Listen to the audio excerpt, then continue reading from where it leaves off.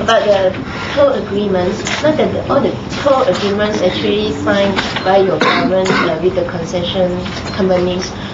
Once the agreement signed, it's very difficult to change. So do you think that your government actually had the responsibility to it?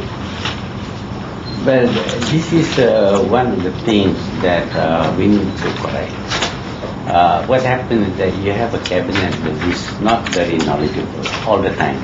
Because cabinet are made up of, not of experts, they are made up of politicians. And some politicians like myself can be very stupid. So what happens when you have an agreement is that the officers make the agreements and then they send the agreement to the cabinet. And usually the small prints are not read. Cabinet merely pass on the basis of principle, and they did not really study the implication of some passages in the agreement. I give you an example of the things that can happen when you leave it to the officers and the cabinet doesn't study very well. We made an agreement to purchase a battleship, and in the agreement it says that if there is a delay, then the company will compensate the government. But if the delay is more than 6 months, then the company does not need to compensate the government. And the delay was 2 years. So you see, I mean, it's not a very good agreement.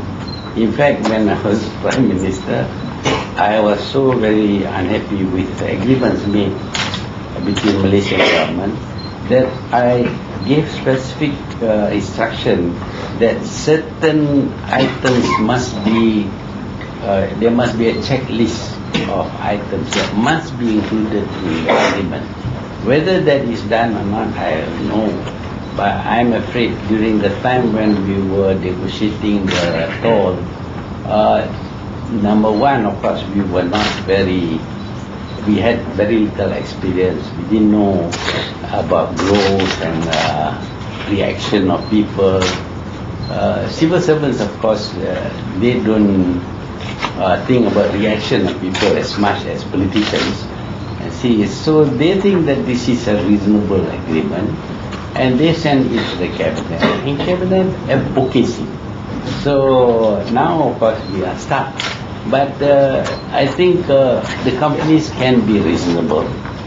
They can accept a renegotiation, provided, of course, the renegotiation does not result in their losing money. They should get more money. But maybe the number of vehicles on the road today paying toll is very, very big. Even during the when I was traveling on the highway, of course, Plus now belongs to the government, so no question about agreement. But there was a traffic jam along the north-south highway. So these agreements are so lopsided. For example, the government guarantees a certain threshold, otherwise it pays if there's a shortage. But there's nothing to say that if the companies collect more than that, the toll rate is reduced. Why are these so lopsided? No, there is a provision that if there is an increase in traffic and the company collects more than the projected amount, then the government has a share. If the projected traffic does not